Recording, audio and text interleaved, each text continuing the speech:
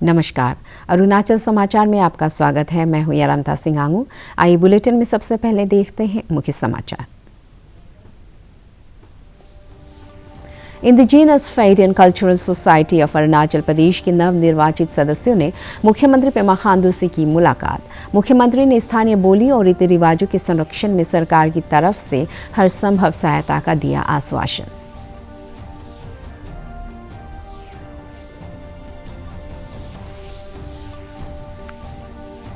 ईटानगर राजधानी क्षेत्र के निर्जुली सहित प्रदेश के कुछ इलाकों के सुअरों में अफ्रीकन स्वाइन फ्लू की बीमारी के मामले सामने आए। राज्य पशुपालन विभाग ने संक्रमण रोकने के लिए अफ्रीकन स्वाइन फ्लू प्रभावित इलाकों में सुअरों को मारने के दिए निर्देश।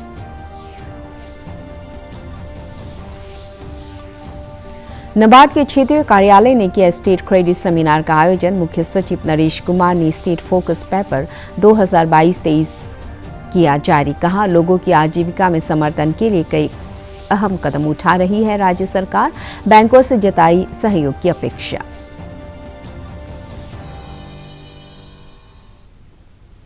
प्रधानमंत्री नरेंद्र मोदी की अध्यक्षता में केंद्रीय कैबिनेट ने आज आवश्यकता से अधिक यानी सरप्लस भूमि का मुद्रीकरण करने के लिए राष्ट्रीय भूमि निगम NLCMC की स्थापना को मंजूरी दी है। ये 5,000 करोड़ रुपए की प्रारंभिक शेयर पूंजी और 150 करोड़ रुपए की चुकता शेयर पूंजी के साथ एक पूर्ण स्वामित्व वाला सरकारी उद्यम होगा। यह निगम आवश्यकता से अधिक भूमि, केंद्रीय सार्वजनिक उपक्रम और अन्य सरकारी एजेंसियों की संपत्तियों का मुद्रीकरण करके पर्याप्त राजस्व जुटाने में सक्षम होगा। एक अन्य निर्णय में केंद्रीय मंत्रिमंडल ने गुजरात के जामनगर में आयुष मंत्रालय के तहत WHO वैश्विक पारंपरिक औषधि केंद्र की स्थापना को मंजूरी दे दी है। ये दुनिया भर में पारंपरिक चिकित्सा के लिए पहला वैश्विक केंद्र होगा। ये केंद्र गुणवत्ता, सुरक्षा और प्रभावकारिता, पारंपरिक चिकित्सा की पहुंच और प्रासंगिक तकनीकी क्षेत्रों, उपकरणों और कार्यप्रणाली में मानदंड, मानकों और दिशा निर्देशों को विकसित करने के लिए काम करेगा। यह डेटा अंडरटेकिंग एनालिस्टिक एकत्र करने और प्रभाव का आकलन करने के लिए भी काम करेगा। Indigenous faith and cultural society of Arunachal Pradesh के नवनिर्वाचित सदस्यों ने आज राज्य सचिवालय ईटानगर में मुख्यमंत्री पेमा खांडू से मुलाकात की। बैठक में मुख्यमंत्री ने राज्य में जनजातीय कला और संस्कृति के संरक्षण में indigenous faith and cultural society के योगदान की तारीफ करते हुए स्थानीय बोली और रीति रिवाजों के संरक्षण में सरकार की तरफ से हर संभव सहायता का आश्वासन दिया। अरुणाचल प्रदेश पशुपालन विभाग के संयुक्त निदेशक डॉक्टर ताची ताकू ने कहा है कि ईटानगर राजधानी क्षेत्र के निर्जुली सहित प्रदेश के कुछ इलाकों से सुअरों में अफ्रीकन स्वाइन फ्लू की बीमारी की रिपोर्ट के मद्देनजर पशुपालन और पशु चिकित्सा विभाग के अधिकारियों को अलर्ट किया गया है। उन्होंने कहा कि इस बीमारी के संक्रमण को फैलने से रोकने के लिए जरूरी कदम उठाए जा रहे हैं। श्री ताकू ने कहा कि पिछले जनवरी और फरवरी महीने में फीवर से सुअरों के मरने की रिपोर्ट के बाद मृत सुअरों के सैंपल को जांच के लिए लेबोरेटरी में भेजा गया था और उसमें कुछ सैंपल के पॉजिटिव पाए जाने के बाद प्रभावित क्षेत्रों में सुअरों को मारने के आदेश जारी किए गए हैं।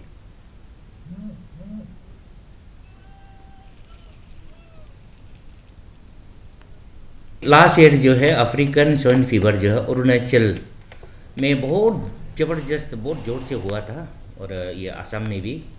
तो इसमें जैसे तैसे करके जितना उसका प्रिवेंटिव मेजर जो लेना है लेके 1 साल हो गया, लेकिन रिसेंटली अभी जो है ये जनवरी और फरवरी महीना में कुछ रिपोर्ट आया। तो जैसे जैसे सुअर मोर्टेलिटी रिपोर्ट आने के साथ साथ मैं ऑफिसर लोग को भेजा सर्विलेंस के लिए। तो जितना भी सैंपल, ब्लड सैंपल जो है हम लेके ये गुवाहाटी रीजनल लेबोरेटरी में भेजा। तो इसमें हम लोग को एक कंफर्मेशन आया कि फिर ये जो अफ्रीकन स्वाइन फीवर पॉजिटिव निकाला 3-4 जगह। यहाँ जो है ये स्पेसिफिक जगह जो है मार्केट एरिया, यहाँ Nirjuli D sector, Dikrong colony और CLF ये राया कॉलोनी और बागी तिनियाली में ये रिपोर्ट जो है मिला है। तो अकॉर्डिंगली हम अभी जो है मेरा ऑफिसर लोग को हम डिप्यूट किया है और जितना सुअर है उसका ये अफ्रीकन स्वाइन फीवर का कोई इलाज सिस्टम नहीं है। ओनली उसको किसी भी हालत में जो सुअर अफेक्टेड एरिया है उसको जैसे भी कॉलिंग आउट करना है, गवर्नमेंट ऑफ अरुणाचल प्रदेश ये हम लोग को ऑथराइज ये ऑफिशियली ऑर्डर दिया है कि जैसे प्रोसीजर में एडॉप्ट करके उसको कॉलिंग करना है। जहाँ एपी सेंटर जो है ये डी सेक्टर है, डी सेक्टर से निर्जली डी सेक्टर ये 1 किलोमीटर रेडियस में जो भी सुमर है वो मैंडेटरी है, उसको कॉल आउट करना है। जितना भी ओनर लोग को मेरा अपील है कि जब मेरा ऑफिसर आएगा आप लोग कोऑपरेट करिए। तिराप जिले के कापू गांव के स्थानीय लोगों ने NSCN सहित कई उग्रवादी संगठनों द्वारा जबरन धन वसूली और अन्य गैर कानूनी गतिविधियों के खिलाफ प्रदर्शन किया। हाल ही में असम राइफल्स ने NSCN IM के खिलाफ ऑपरेशन में एक HK असॉल्ट राइफल्स मैगजीन और 40 राउंड जिंदा कारतूस बरामद किया था। इधर मुख्यमंत्री पेमा खांडू ने कहा कि राज्य पुलिस, सेना और केंद्रीय अर्धसैनिक बलों के साथ मिलकर तिराप, चांगलांग और लोंगडिंग जिले में उग्रवादी गुटों के खिलाफ अभियान चला रही है। उन्होंने कहा कि सरकार ने कापू गांव की घटना पर रिपोर्ट तलब किया है। ये खास करके हमारा जो इंसर्जेंसी प्रॉब्लम है वो अक्रॉस द कंट्री, चाहे म्यांमार साइड से हो या नागालैंड साइड से हो, कभी कभी वहाँ से आके हम लोग यहाँ पे कुछ डिस्टर्बेंसेस होते रहते हैं। मगर उसको टैकल करने के लिए हमारा इंडियन आर्मी है और हमारा CAPF भी वहाँ तैनात है along with our state police force. तो वहाँ के जो सिक्योरिटी फोर्सेस है वो अपना हिसाब से अभी एक्ट कर रहा है। इसका डिटेल रिपोर्ट अभी हमारा पास में पहुंचा नहीं है, मगर ये सब गतिविधि जो है अंडर ग्राउंड के एजेंसी का जो एक्टिविटीज़ है वो तो चलते रहेंगे, बट गवर्नमेंट भी अपना हिसाब से उसको हम लोग टैकल कर रहा है। नाबार्ड के क्षेत्रीय कार्यालय द्वारा मंगलवार को ईटानगर में स्टेट क्रेडिट सेमिनार आयोजित किया गया, जिसमें मुख्य सचिव नरेश कुमार ने स्टेट फोकस पेपर 2022-23 जारी किया।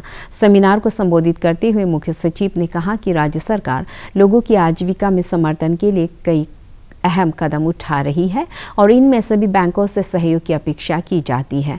मुख्य सचिव ने बैंक क्रेडिट को बढ़ावा देने के लिए क्लस्टर आधारित दृष्टिकोण को अपनाने की जरूरत पर जोर दिया।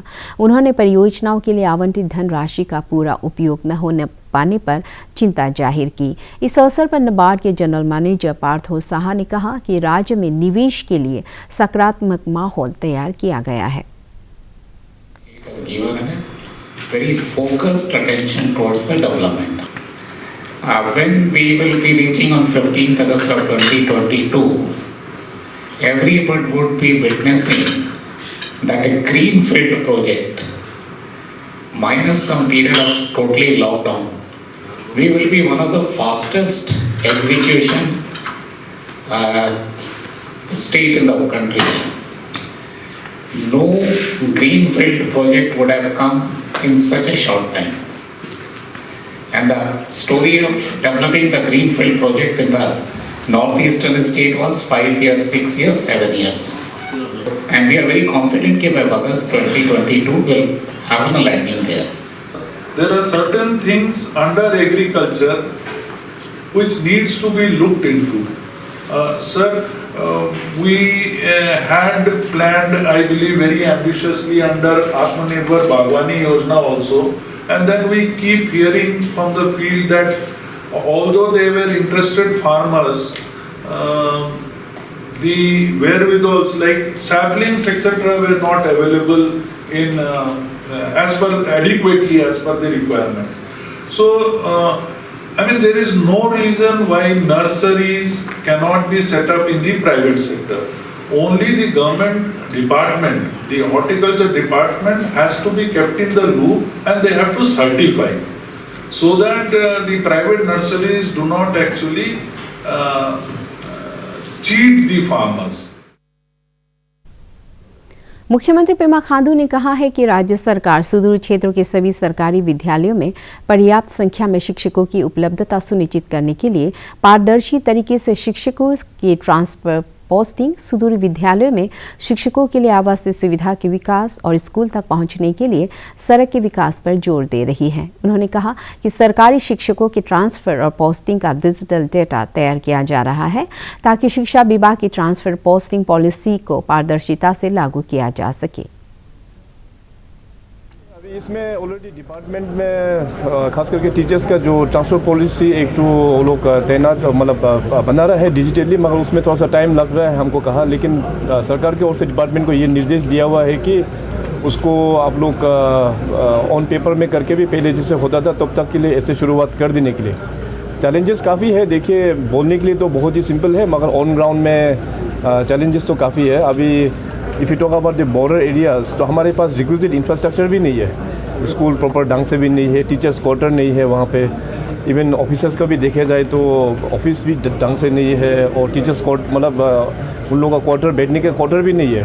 तो अभी हम लोग फोकस कर रहे हैं कि सबसे इम्पोर्टेंट हमारा कम्युनिकेशन में हम लोग फोकस कर रहे हैं। इसके बाद जहाँ जहाँ इंफ्रास्ट्रक्चर्स का जो कमियाँ हैं उसको हम लोग टेकअप करेंगे। हमारा फोकस इस प्रकार से है। होपफुली आई थिंक रिफॉर्म्स जो पिछले 5-6 ईयर्स में जो रिफॉर्म्स लेके आया काफ़ी इससे सुधार हुआ है और भी रिफॉर्म्स काफ़ी करना है। तो अकॉर्डिंग टू द टाइम हमें कॉन्फिडेंट है कि धीरे धीरे इन सारा चीज़ों में हम लोग रिफॉर्म्स करके लेके आएंगे। पाक्के केसांग जिले के सिजोसा में public private partnership PPP mode में बायोडायवर्सिटी पार्क स्थापित करने से संबंधित परियोजना को लेकर पतंजलि योगपीठ के आयुर्वेद केंद्र के अध्यक्ष आचार्य बालकृष्ण ने मंगलवार को परियोजना स्थल का दौरा किया। इस अवसर पर राज्य के वन और पर्यावरण मंत्री मामा नातुंग और स्थानीय लोग मौजूद थे। श्री नातुंग ने कहा कि बायोडायवर्सिटी पार्क की स्थापना से राज्य के दुर्लभ वनस्पतियों के संरक्षण के साथ व्यावसायिक उपयोग से स्थानीय लोगों के लिए रोजगार के अवसर मिलेंगे। इसको हम क्योंकि शुरू में कैसे हुआ और ये हमारा विज्ञान 3 मिनट के तक या उपस्थित और कर नाम सभी सीनियर देखिए हम थोड़ा सा इसको मालूम कैसे कैसे पिछले क्या हुआ वो हमको बता दें। पतंजलि कब स्थापित हुआ या कैसे आए किस प्रकार से हुआ। हाँ जरूरी आपने सुना कि पतंजलि चालाकी से सब लोगों ने रिजर्व फॉरेस्ट में डाल दिया तो ये तो है कि चलो कागज में सिंह साहब के कागज में फॉरेस्ट इनका काम है, ये जंगल के विभाग के आदमी है, इनको तो अपने ढंग से देखना है। आपको अपने जीवन निर्वहन के लिए रास्ता नहीं, आपको वहीं रहना है।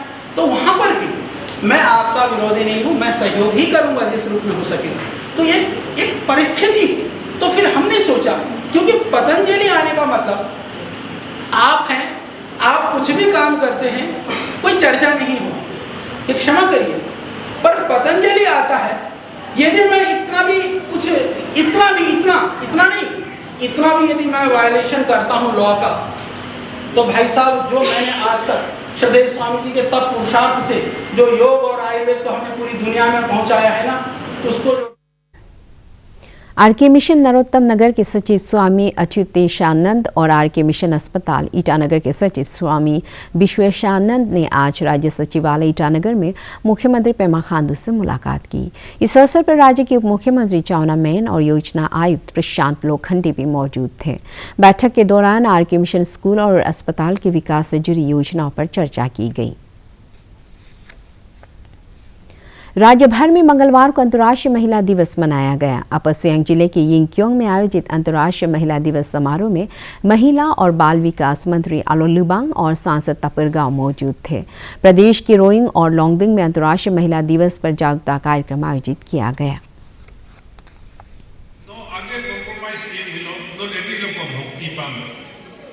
इसलिए कोई भी डीसी साहब यहाँ ग्राम सेवक पर्सन भी है आपका डिस्ट्रिक्ट में, जो अपना बदली में अपना हस्बैंड को भेजेगा उसको मीटिंग अटेंड करने दे देगा। ओपीएम हमारा यहाँ का एक बहुत बड़ा इशू है। इस इशू को आपका नेतृत्व में किसी पुलिस को लेके जाने से भी नहीं होगा।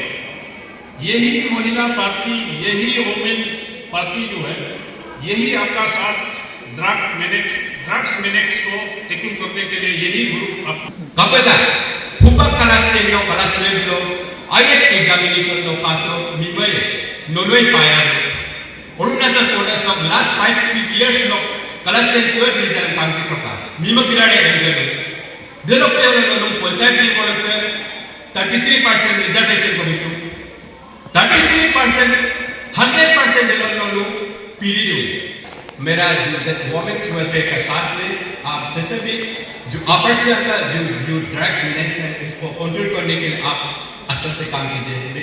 चुन रहे आप तो आर्ट कर रहे उसको आप जैसे भी जरूर काम कीजिए। I feel women are the architect of the society. किसी भी सोसाइटी के अंदर वुमेन्स ही हैं जो उसको चला रही हैं, चाहे वो माँ का रूप हो, बहन का रूप हो या आपकी पत्नी का रूप हो। वो घर संभालती हैं, बच्चे बड़े करती हैं, साथ में खेतों में भी जाती हैं और खेतों का भी काम करती हैं। सिविल सोसाइटी ऑर्गेनाइजेशन जितने भी हैं उसमें भी लीडरशिप का रोल निभाती हैं। All the women out here, that you all are awesome. Keep doing your bit to make the society a better place. इस दुनिया में नहीं रहे तो अगर रहा कौन, तो रहा है उनकी जो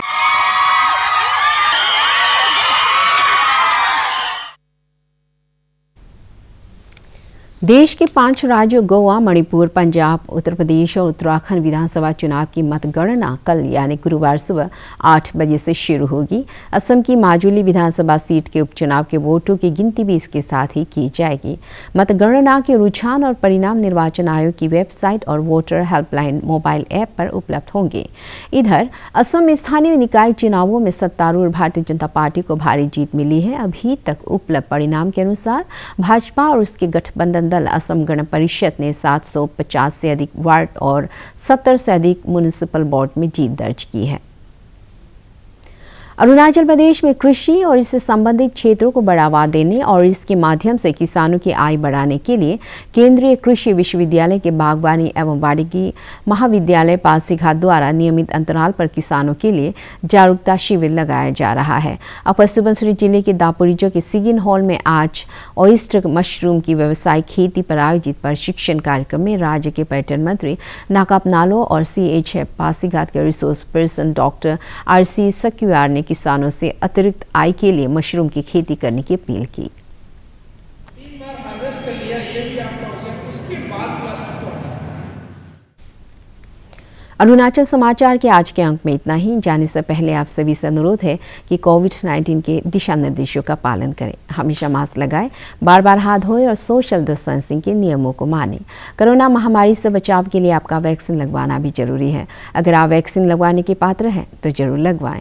हम कल फिर हाजिर होंगे अरुणाचल और देश दुनिया की खबरों के साथ। चलते चलते आपको बता दें कि आप अरुणाचल समाचार हमारे YouTube channel DD news Arunachal पर भी देख सकते हैं। देखते रहिए अरुण प्रभा। नमस्कार।